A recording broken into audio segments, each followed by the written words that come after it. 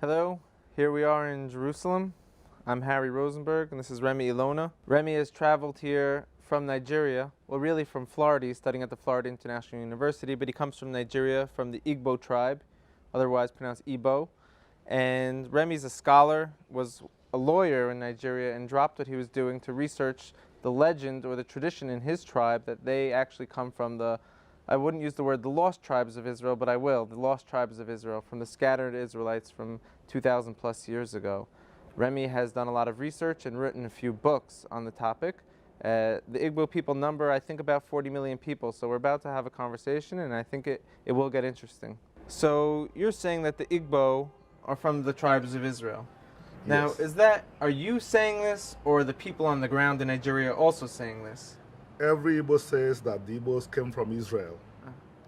The 40 million Igbo people say that they came from Israel.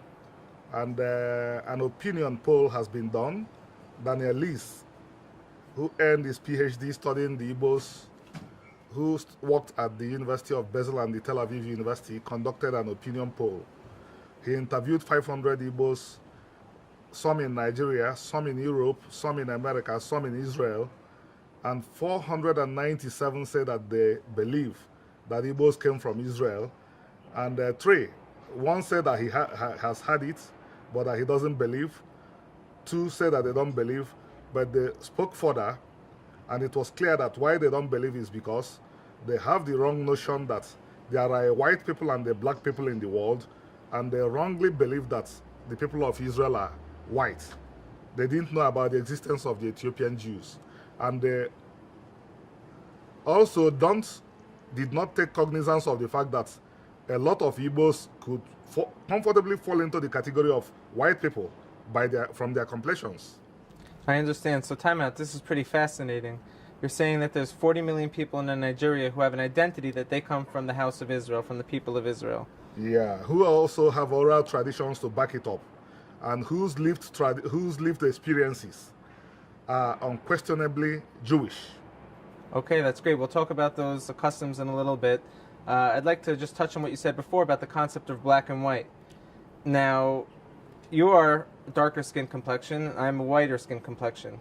How is it possible we come from the same people? You have siblings and I have siblings. And if we take a very, very closer look at the complexions, your sibling doesn't have your complexion, my siblings don't have my complexion. Move these individuals to different parts of the world. Move one to West Africa, where the equator, which is very, very close to the equator. Move the other one to Siberia, especially during the times when the environment was not, when we didn't have the resources to control the environment. Let the individuals depend on nature, whatever they could find. You will see over time the features will start to change. The ones in West Africa will begin to get darker because they won't have air conditioners. They would simply operate in the sun, rely on whatever they could lay hands on. But the ones in the north, with time, the nostrils will start to close, because if they keep on gulping in the very cold air, with time they will freeze to death. So they will start adjust, and over time, the adjustment will enter into the blood. The children will begin to take on the features too that came about as a result of adjustment. We have seen these things happening. When we are younger, we were of course very, very light in complexion. If you take a look here, this part doesn't get exposed to the sun like this part. You see that this place is lighter. Likewise, if you take a picture, if you take a look at my children, they are much more lighter than I am now, but when I was their age, I was lighter than they are now. I understand your answer. That's certainly how we can understand how humans around the globe have taken on different features. Let's say for the past 2,000 years, though, specifically when we're scattering, from my perspective, I don't find it to be a big deal that you have an ancient family of maybe hundreds of thousands of people scattering to four corners of the earth. And as we know about European Jews as well, they took on women from Europe to marry into the tribes. genetic mixing was almost inevitable with the scattering of the house of Israel. So 2,000 something years later, we shouldn't be surprised that the descendants or the children of these people, which specifically we know the people of Israel weren't pure blood Israelite only, they allowed converts at the time as well. We just don't know who was marrying who at the time of the temples of King Solomon and the second temple, now that they scattered. So for you and I, we don't make that an issue, do we? It's not very, very important, because what unites us, even from the Torah itself, is the culture. Right. It's culture that makes Israel distinct, not biology. So in a world today of racial tension, so to say, where people are divided by color, that simply doesn't exist between us. It doesn't, because right from day one, Israel was never one color. Esau and Jacob were twins, but they had different colors. And if you moved on further, you will see that race was certainly not an issue in Israel. It was culture. If that's the case, then we're giving too much time to this topic. Unfortunately, the world, they're still dealing with this, but we're beyond that, right? And we will help the world to resolve it. We'll help the world, but we'll move forward in this conversation right now. Yeah. So now I'd like to ask you furthermore. You said that it's not a simple idea that was planted in your mind that you're from the people of Israel. You have oral tradition, and your entire culture reflects Israelite culture, so to say. Yeah. Maybe you want to give an example or one or two. Let me ask you a question first of all before you do. A simple thing, do you circumcise on the 8th day? Every Igbo is circumcised on the 8th day, and the Igbo people have been circumcising their males on the 8th day since immemorial times. Yeah. Fascinating. And now you have a word for the Torah or for God in your culture? The Igbo word or the Igbo phrase for the Igbo culture is omenana. If you translate it to English, what you have is things, commandments you observe in the land. Well, that's interesting, because when you look at the Torah, a lot of it is based on the actual things that we have to do when we're in the land of Israel. Yeah. We made sure we retain that, so that because the retention of that helped us to observe the commandments. And now at the time that the Igbo went into exile, I'm trying to put this into perspective of when this happened so we understand what culture they might have retained and what happened in Israel after they left. So this was around the Babylonian exile, the Igbo were? Yes. My studies, my probing indicates that we were the group that moved into Egypt, while you were the group that moved into Babylon. We are taken into Babylon. Right, so historically, this was at the destruction of the first temple before the second temple was built. Absolutely. And the Jews, quote unquote, the Judeans, were exiled into Babylon, but not 100% of them went into Babylon. We even know some were left in the land, but a lot of them were exiled south into Africa as well. Yeah, the Torah says that a large part of them trying to evade Babylon, which came to exact retribution for the killing of Gedaliah, moved into Egypt. Okay. Yeah. And from Egypt, you can trace your travels all the way throughout Africa, where you ended up in Nigeria how many years ago? We have been in Nigeria more than 1,000 years, but I think we moved around, lived around North Africa and other parts of West Africa for at least 1,000 years, and the roots are very, very clear, because life continued in the roots until even modern times. So here's where I'm going with this. So you left Israel at the time of the Babylonian exile. You were in Africa. So by the time that the Judeans returned to Israel with the second temple with Ezra and Nehemiah, and came back from, not all of them came back, but a large percentage did, they settled the land, and they started to codify the law and write down laws of Israel. And eventually, a few hundred years later, they redacted the laws and they made an oral law, and this became what the Jewish law is today. But by the time that was all happening, you were already deep in Africa, lost. Yeah, but interestingly, to show you that those laws belong to all of Israel, we see those laws that the people that went to Babylon codified in Omenana. Yeah, everything that was codified and called the oral law, the Mishnah, Gemara, and the Talmud, you find them in Omenan as well, which means that the group in Babylon simply wrote it down, while the group that moved into Egypt and moved into the hinterland of Africa continue with their continue to live it. And this is obviously what your books speak about a little bit. Yeah. I think on the title of your book you said the largest Jewish diaspora. The Igbos and Israel, an intercultural study of the largest Jewish diaspora. That's great. Yeah. It's phenomenal.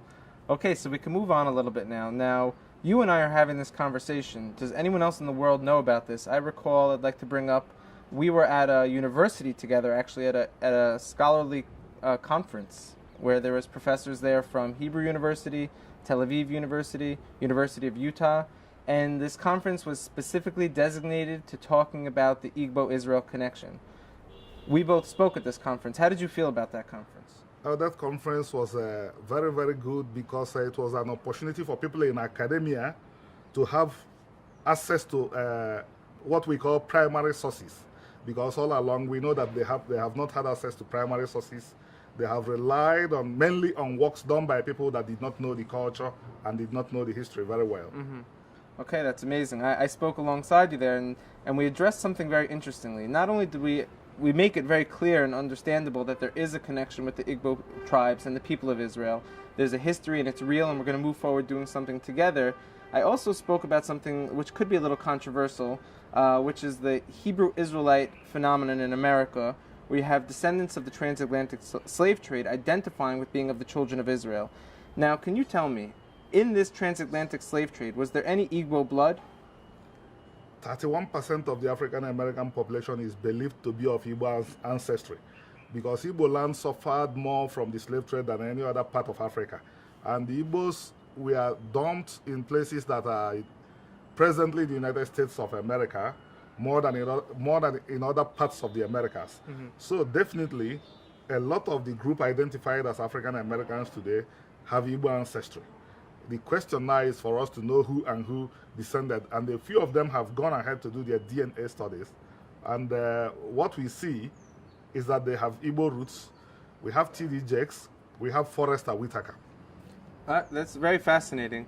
I mean, we know that Israel isn't, like we mentioned before, pure blood only. It doesn't have to be you are a direct descendant of the house of Israel to be part of the house of Israel, because the Torah is very clear that people can join the house of Israel. But if the 31% of the slave trade you're saying was made up of Igbo, now today, with all the marrying, everyone marrying each other, we could assume there's Igbo blood scattered throughout the whole African-American diaspora. Is that correct? We can assume that because with the intermarriage, they were mixed together. It will be very, very difficult to find an African American that does not have Igbo blood today because the group intermarried. This is mind-blowing. Now, I'd like to go a little deeper. The African American Hebrew Israelite groups, they identify mainly with this movement. Not mainly, but they say they fulfill a lot of the curses in Deuteronomy in the Bible that says when God's going to curse the children of Israel if they don't listen. They identify with being from the house of Israel because of those curses. What we're trying to suggest here maybe is that could be true, very well true. That's not the only reason that they are from the children of Israel. If you follow where they actually came from, there is a clear trace. I say there's no smoke without a fire. Look where the slave ships came from. Look where they came from. There's Hebrew Israelite culture. There's the people of Israel saying that they're right there. And Olaude Equiano, whom I'm sure some of them may have had access to, spoke about this and wrote about this as far back as the 17th century. This guy was captured at the age of 9 as a slave. He made his way to England, educated himself, bought his freedom. Once he saw the Jews, he said, these are the Igbos. He almost said that these are the Igbos. He compared the traditions, compared the culture, even went as far, I'll be a little bit funny here, he said they wore beards like our ancestors wore their beards. Okay, great. Yeah. Yes, they say it's a recent phenomenon that the people of Israel shave, but hundreds of years ago was not the case. Everybody's, in Igbo land, everybody's grandfather had beards. Okay, that's great. Okay, I'd like to continue a little farther. Once we're in controversial topics, maybe to dive a little deeper. Now, Israel and the Igbo people, do we have any history, modern history with each other? I remember you were telling me something about there's a Biafra and some political issues where Israel intervened and stepped in. Deep history, quite a deep history. From 66 to 70, the Igbos were in real trouble. 1966. 1966 to 1970, the Igbos were in real trouble, and the State of Israel and the world Jewish community helped. There was genocide against the Igbos. People were starving to death. At the end of the day, 3 million starved to death. From our records, the world Jewish community, alongside some other good organizations, contributed a lot of food, and Israeli pilots made sure that the food was flown to the starving Igbos.